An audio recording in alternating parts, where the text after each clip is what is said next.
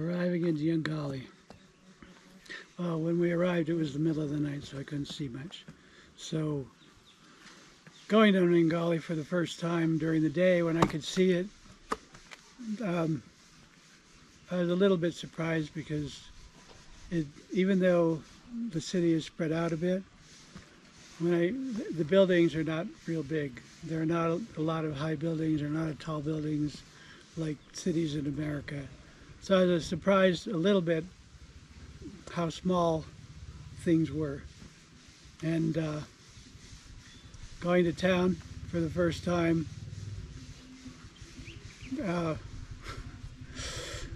you need to be prepared when you go to town, because when I go to town now, I carry a roll of toilet paper in my backpack in case I need to go use a latrine somewhere, because they don't provide things like that for you. You have to have your own if you're going. It's not something that, in America, you go to any restroom, there's always toilet paper there, but here it's not there, so you have to bring your own. Other than that, it's a nice city, and there are a lot of areas that are really interesting. There's markets everywhere, and then there's the main stores in downtown remind me of small towns in America. They're not really big, but people sell what they can to make a living, and they have nice things. They have nice selection. It's just not like going into a department store in America. You go to America, you go in a department store, and or you go to Walmart, or you go to other places, and there's a large selection to choose from. They have things in all sizes. Here, they have what they have. If it's your size, that's good. If it's not your size, you got to go find another shop to find your size. But they have a lot of variety, and they have a lot of nice clothes. They have good prices too for most things, as long as you don't allow everybody to jack up the prices just because you're white. They want to double charge you or triple charge you if they know that you're white, just because they think you have money. But at the same time, I've been here long enough that I don't fall for those tricks. You don't know the first time you come. When we were coming from Nairobi the first time, our driver asked for so much money for driving us. He was asking exorbitant rates, and we didn't know any better. And so we paid what we needed to because we didn't know any better. But we wouldn't do that now. Just beware if you come to visit Africa. Just because you're white, they're going to charge you more than anything is worth. So be aware and try and keep the deals low enough that you're comfortable with them.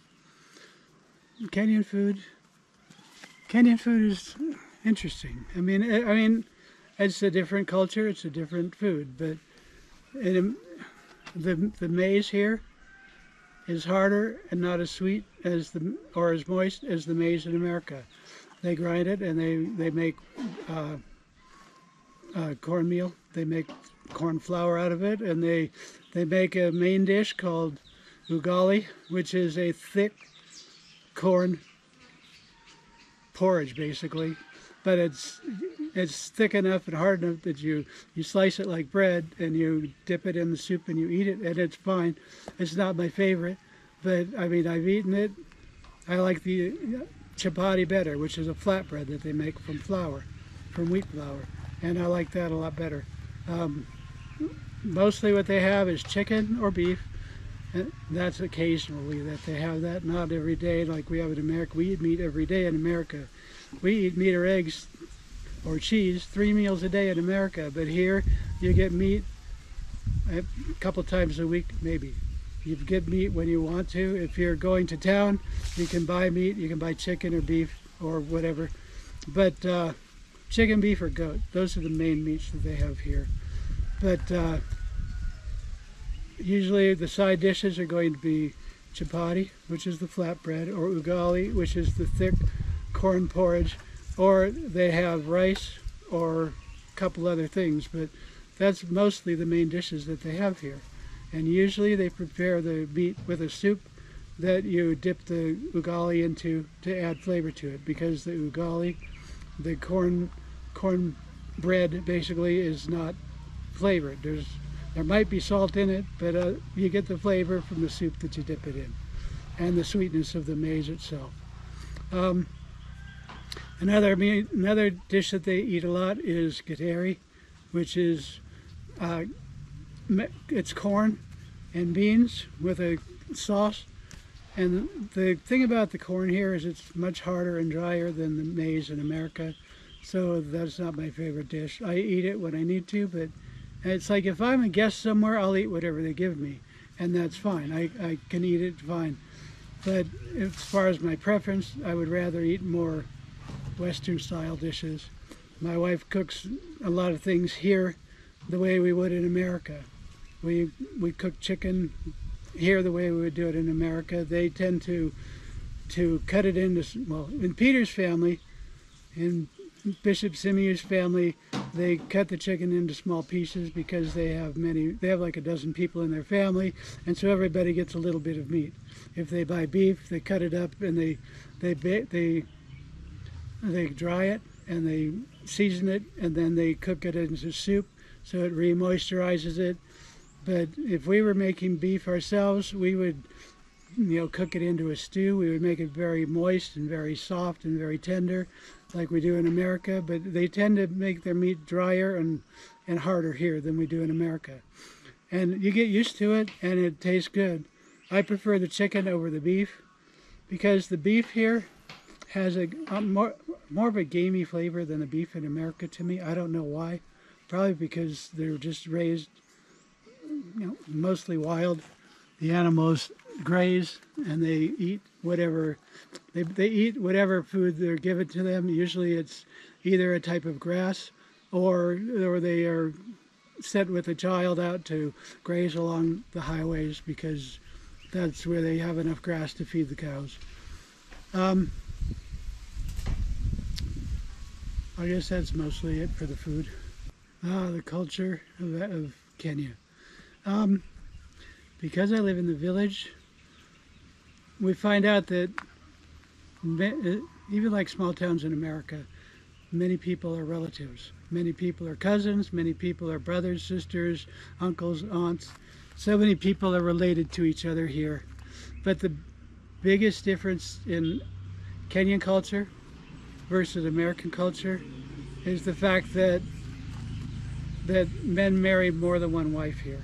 In America, men marry one wife, but here some men marry many wives, and they make it work, but it's hard for me to understand because it seems like it would be very hard for the women, because it's one thing you notice is if a man has more than one wife, he tends to favor one over the other. It's like the first wife, it seems like they show more love to the first wife when they're first married, and then when they get another wife, then they tend to favor the second wife. But that's my impression. I may be totally wrong. But the fact that they may marry 2 or 3 or more wives, it's just so different than America, because in America you've got one man, one woman, and you've got the children.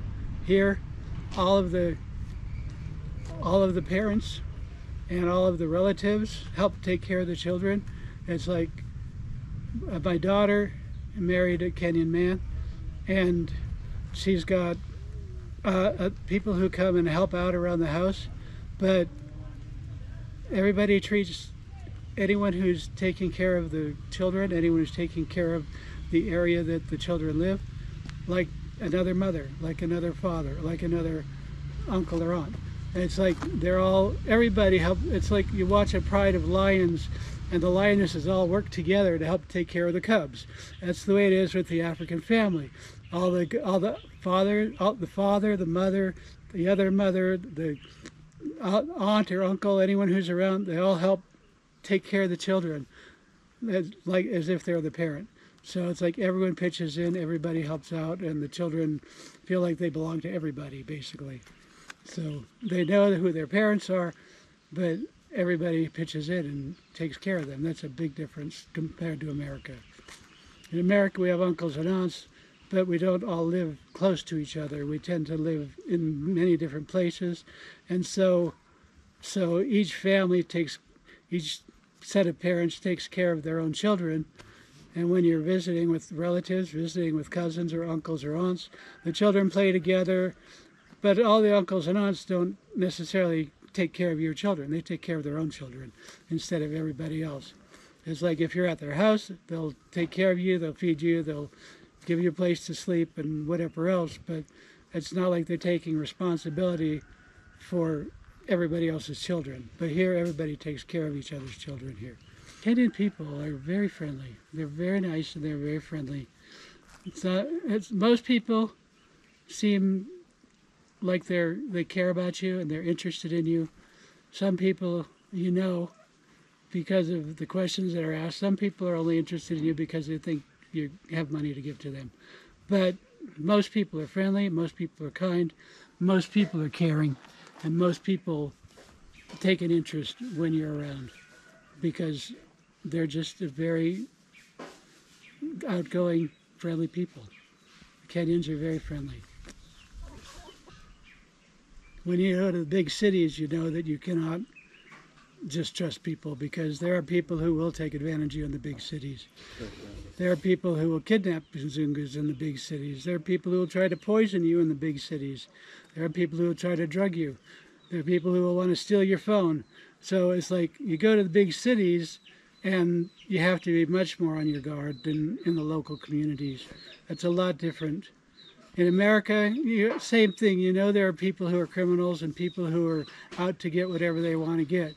But most people tend to be honest, hardworking people. Most people tend to be friendly. But most people in America keep to themselves unless you come and talk to them. Here, most people tend to keep to themselves also, but they'll greet you and they'll call you friend. They greet you, hello friend, a lot of times. And because of the way some people treat you, you're not sure whether to trust or not trust. Because in different situations, you have to be on your guard. Okay. One thing about being here is unless you're in your house, you're never alone. Because it's like, I've gone up for a walk to the top of the hill here. There's a big rock up here and you can climb to the top of it. And when you sit up there, you can look out and you can see the countryside, you can see the scenery all around. Yeah. But within 10 minutes, you're going to have 5 people up there. There's so many people everywhere around. No matter where you go, there's always people around. You're not alone. It's not like just sitting in your room or going to sit in the library or sit in a coffee shop and spend your time doing what you want to do. You need to be expecting to see people, to greet people, to entertain people. And so for me, being more of a quiet person and less social, I get tired of being around people. Sometimes I just want to be by myself. But I know my wife loves being with people, but I know she enjoys her privacy too. So either you're sitting here alone and you're bored, or you're sitting here alone doing something. But if you go out, you're going to be running into people no matter where you go. Okay. Yeah. One of the hardest things about living in Kenya compared to living in America is in America you have freedom to come and go anytime you want to. Here you could too, but here, well, in America, most people have either a vehicle or a motorcycle or something. And so if you want to go out of your neighborhood, you want to go to the store and buy some things, or you want to go to town, you just hop in your car and you go do what you want to do. If you want to go to the beach, you go to the beach. If you want to go to the mountains, you go to the mountains. If you want to go shopping, you go shopping. You have the freedom to come and go anytime that you want to in America because you have the flexibility and the vehicles to do it.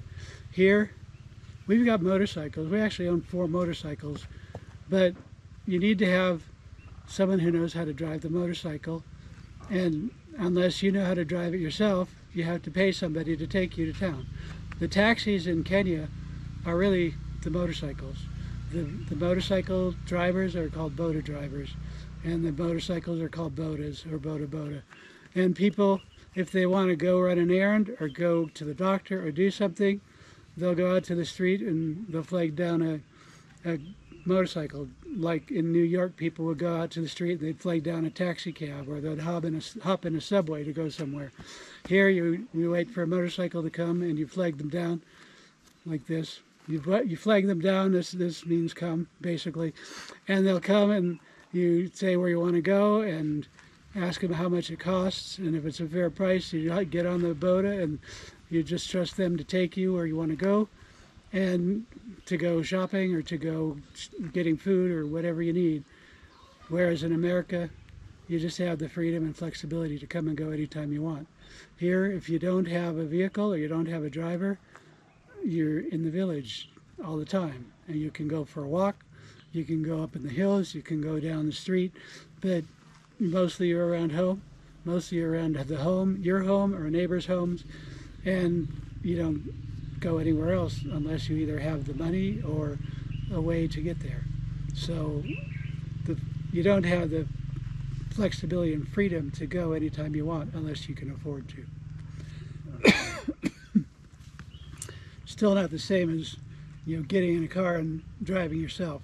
You still have to rely on somebody else. So it's very different. Life is much simpler here than in America. In America, we had a house full of stuff. We'd raised our children. We'd had 3 children. We'd had a house of our own, and we had not only the vehicles, but we had everything we needed. We had food, we had clothing, we had shelter, we had refrigerators, we had showers, we had everything we needed to make life comfortable. Here, you can make life comfortable, but it's a much simpler way. It's a much simpler life. Our house here, where we had like 10 or 12 rooms in our house in America, we have 2 rooms here. And our latrine is an outhouse, separate from the house. In America, when I was growing up as a child, some of our homes still had outhouses in the backyard, but here, everybody has an outhouse, unless you're in the city. In the city, they have plumbing so that you don't have to have that. You can have everything else you need. But here, you're left in your house, and so you're spending your time either on your phone or reading or doing other activities, hobbies, or other things that you might want to do with your time. But mostly you're here by yourself unless you go and visit your neighbors. And so it's lonelier because you can't just call someone on the phone if you want to. Not everybody has phones. You can go for a walk or you can go for a visit. And then if you go to visit, one of the nice things about Kenya is people are very hospitable. They will usually make tea if you're coming to visit, and they'll offer you tea. Sometimes they'll offer you something extra on the side, whether it's some corn or some bread or something. That's called an escort. It escorts you tea. The best things that I learned in all my years is, especially for couples, even for dating or for couples, the best advice I can give you is for guys, love your wife, love your girlfriend, love the woman that you're in a relationship with, because she needs love more than anything else. She needs your love more than anything else. And women, respect your husbands, because men want respect. Whether they deserve it or not, they want respect. And women want love. Those are 2 driving emotions that men and women desire from all relationships. Whether it's a boyfriend or girlfriend, whether it's just a friend, they want to be respected, they want to be loved. So learn that lesson early. It'll help make your relationships go smoother. I mean, one of my best moments was having our house finished so we have a place of our own. Because the first year and a half, we were living in somebody else's house. And they were very gracious and kind to give us the room. But to be able to build a house and have a place of our own to stay, that was very helpful to have. That way we can take care of our needs, we can have privacy, we live in an area where we have some land around us and it's quiet here. You can hear people going by on the streets, you can hear vehicles, But here it's very quiet and very peaceful. We have the trees surrounding us, and we have the cornfields surrounding us, and it's just a quiet place where we don't get interrupted very much. Wow. After getting here, after being here for probably 6 months or so, I had a hard time. I became just getting used to everything different, not knowing what to do with myself, because before I came to Africa, I was working a job. I went to work every day, and I worked hard, and I had things to do. And at home, I had a yard to take care of, I had a family to take care of, I had vehicles to take care of. But you come to Africa, and you have what you brought, the small amount that you carried with you, plus a few things you buy after you get here. But I became very lonely, and I became depressed for a while. So I probably 4 to 6 months, I went through a time of just sadness and loneliness and depression, and trying to adjust to the differences in life, and trying to get myself wrapped up in where I am and what I should be doing next. It was very hard. Yeah, I'm getting better. I'm better now, but it's like I still have times, but I'm doing good. No, I don't have any plans to go back to America forever. I mean, eventually, when I get too old, maybe, I don't know.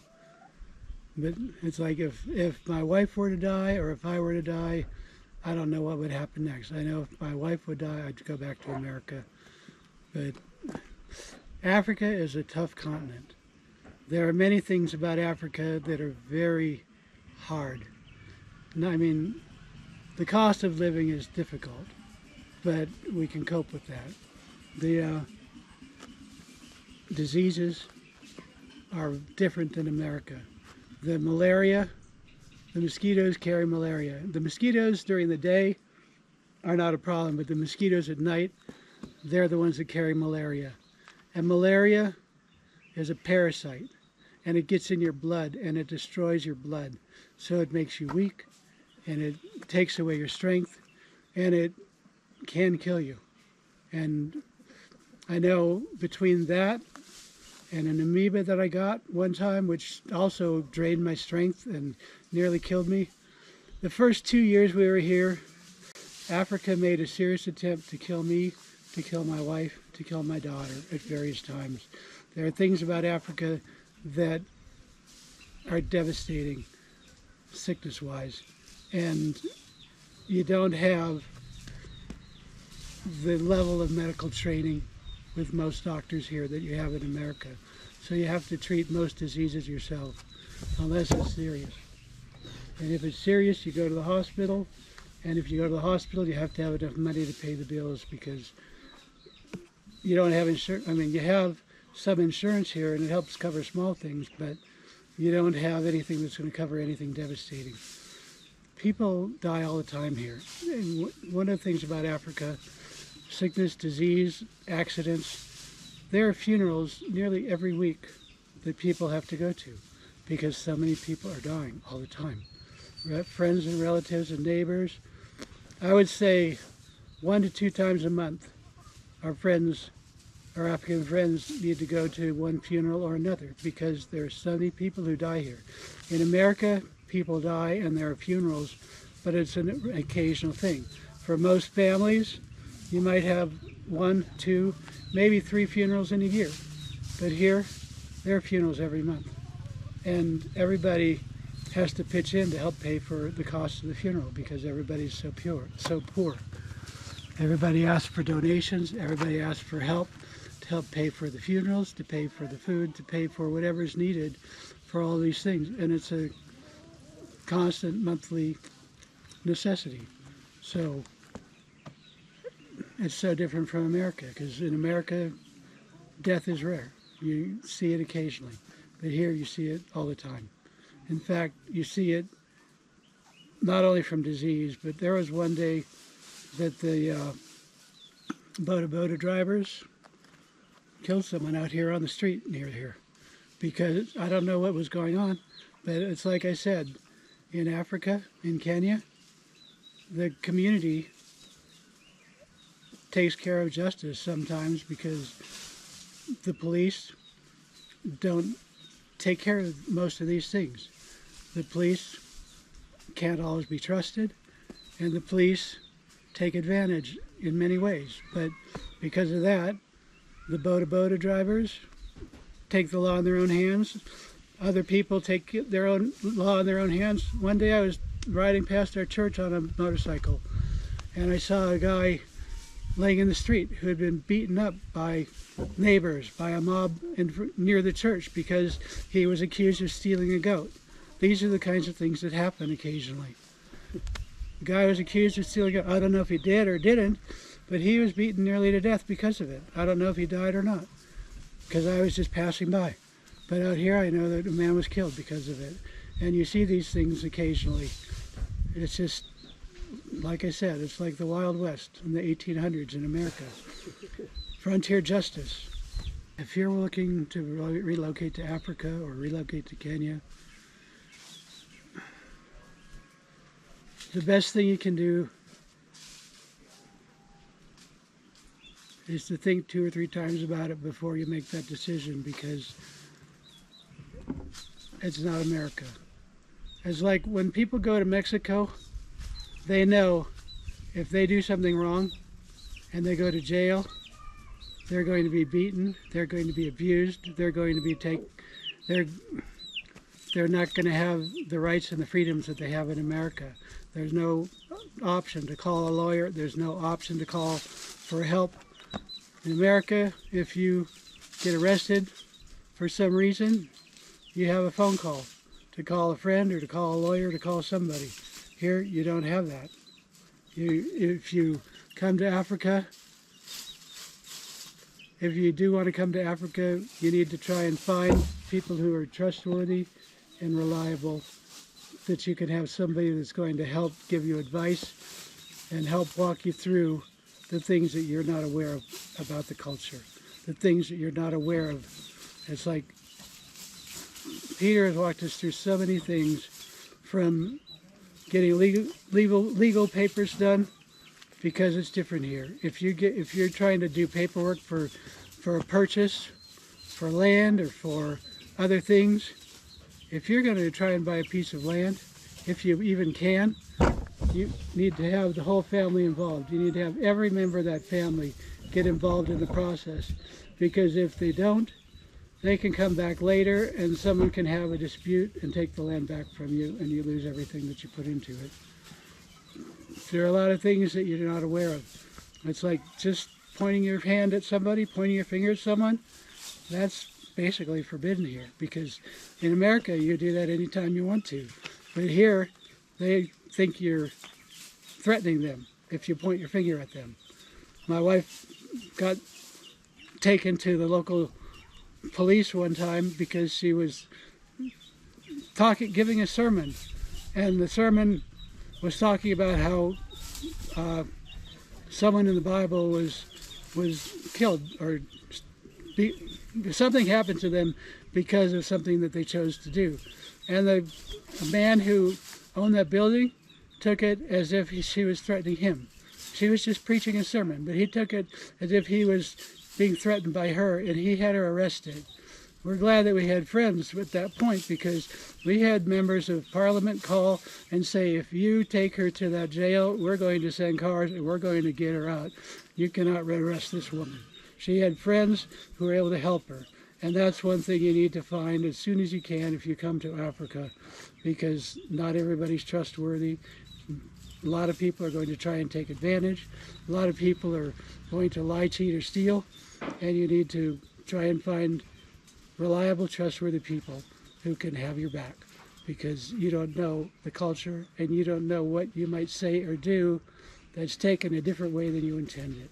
So you need to learn what you can ahead of time and have people to advise you once you're here. There's a lot of things that you don't understand, and I'm sure there's still a lot of things I don't understand about Kenya. We're learning. It's been 5 years and we're still learning. My hobbies. Well, in America I had hobbies. Here I don't have hobbies. My hobby here is reading the Bible and reading books. I have a Kindle with lots of books downloaded on it. But in America, I collected Hot Wheels cars. And everybody in America knows what a Hot Wheels car is. They're just little 1/64th models of real cars and imaginary cars. But they have many different designs. Some are popular, some are less popular. Some are more collectible, some are less collectible. But the ones I have, I buy the ones that I like. They tend to be sports cars and race cars. But I have collected them for many, many years. I had a collection of them when I was 8 years old, when the Hot Wheels came out in 1968, and my brother and I played with them. But then as an adult, I started collecting them again. And I found out that some are very valuable, especially the original ones from the first 5 years, first 10 years, the red lines. Ones with the red lines on their tires, those are the ones that are most collectible. But even the modern ones that they make, some are worth some money, some are, they're all worth, they're all fun just for playing with, for collecting. But I like the design of cars. I like the design of many things. I'm a designer. I designed many things over the years, but I like the design of cars. My father was not a mechanic. He liked the mechanics of cars, and he loved working with them. And because he worked on cars, I saw many cars. And because he was a mechanic, he bought good cars for us to drive when my brothers and sisters and I were learning to drive. He got me a car with a Hemi engine. He gave me a Plymouth Barracuda that I drove when I went to university. It was a very nice car, very powerful car. I didn't use it for racing or anything like that, but I appreciate the design and the power that they put into these cars. I have hundreds of Hot Wheels cars. Some are worth hundreds of dollars, and then most of them are only worth $5 or $10, but a lot of them are worth a good amount of money, especially the older ones and especially the collectible ones, the rarer ones. I've got everything from cars to trucks to vans to whatever, but I like the design of them, and I've got boxes of them back in America. When I go to America, I'll sort through those. I buy new ones online every month, and then when I get home, I'll sort through my collection and sell some and decide what I want to keep. That's Hot Wheels. So, once again, my name is Bill Boyce. I came from North Carolina, USA, with my wife, Ruth. She's a prophet, and she has a ministry that Jesus has called her to tell people about the fact that he's coming back soon. If you've heard about the rapture, you have an idea what he's talking about. Jesus said he's coming back. He's coming back soon. He has to come back for his church. And he's going to be here before you know it, because the time is very short. There are many signs of the times in the book of Revelation, in the book of Daniel, in Corinthians and other books. But the signs that have been coming and the signs that have been happening over the last 2,000 years, they're coming to a head. And there will be a man rising up soon who is called the Antichrist. And I know he's alive already, because Jesus showed us he's coming back soon. There's a man in Israel now who the Jews believe is their Messiah. They rejected Jesus as their Messiah over the last 2,000 years, and they have this man who's performing miracles in Israel now. And they believe he is their Messiah. When this man is revealed, if he is the Messiah, if he is the Antichrist or the false Messiah, they will believe in him completely, and they will follow him. And he will make a 7-year peace treaty with Israel, between Israel and the Muslims. And that's coming because there's already an organization put together where the Catholics and the Muslims and the Jews are working together in agreement, and they've already signed a peace treaty between the three of them, and we're waiting for the Antichrist to sign a 7-year treaty with Israel. which he's going to break halfway through. He's going to break it at 3.5 years, and he's going to attack the Israelites and try and destroy them, because he is the Antichrist. He is coming to counterfeit the things that Christ did. He's going to perform miracles. He's going to receive a wound that looks fatal, and yet he's going to rise from what people think is his deathbed, and he's going to become the one world leader in charge of every country in this nation. The world is going to be made over. So we've been busy building our ministry and getting the word out that the end is coming. Well, it's like everybody talks about the end of the world. It's like doomsday and doom and gloom, but that's not what it is. I mean, it kind of is, but not really. Jesus promised when he ascended from heaven 2,000 years ago that he would return in the same way that he left. And the book of Revelation, the book of Daniel, many books in the Bible talk about the end times, talk about the order of events and the things that are coming, the signs of the times. And prophetically, my wife is a prophetess, and God has revealed many things to her about these last days, about these end times. Even when you say last days, when Jesus returns, there are going to be many things happening, some good, some terrible. But he's coming back, and the world isn't just going to end. He's going to rule on the earth for 1,000 years after he comes back. So be ready and get your heart in the right place with God, with Jesus, because he's coming for the people that are ready for him. He's coming for the people that love him. He's coming for the people that are in relationship with him. He's coming for the called, chosen, and faithful church. When he comes at the rapture, it's going to be the called and the chosen and the prepared that are going with him. Many in the church, most people in church think when Jesus comes, everyone's going to be taken from the church. But there are many people in the church that aren't ready for Jesus to return. They're living their life just like the world. They're not living a godly, holy life. They're not living with righteousness. They haven't prepared themselves for the return of Jesus Christ. It's just like they think just because they said, "I love you, Lord," they're going. But you have to give your life to the Lord. You have to love the Lord with all your heart, with all your soul, with all your mind, with all your strength. You need to be living in relationship with the Lord Jesus Christ, and you have to be reading and praying and seeking God's will in your own life in order to be ready for him. Those that are ready are going to be transformed in an instant. The dead in Christ will be raised first, and then the rest of us that are ready will be transformed in an instant, and we will meet the Lord in the air. We'll meet him in the clouds. The first time he's coming back, he's coming for the raptured saints, those that are ready. And then he'll be coming again after another 7 years, after the tribulation, to fight in the battle of Armageddon with everyone that is opposing him. So it's a time to choose whether you love the Lord or whether you love the world. It's your choice, and it's your time to prepare. The time is very short. Thank you for your interest. Just in case you're interested in following our ministry, it's called The Last Call Ministries. It's here in Kenya. It's also in America, and it's to teach and to tell about the soon return of the Lord Jesus Christ, because he's coming back soon. He's coming back sooner than you think.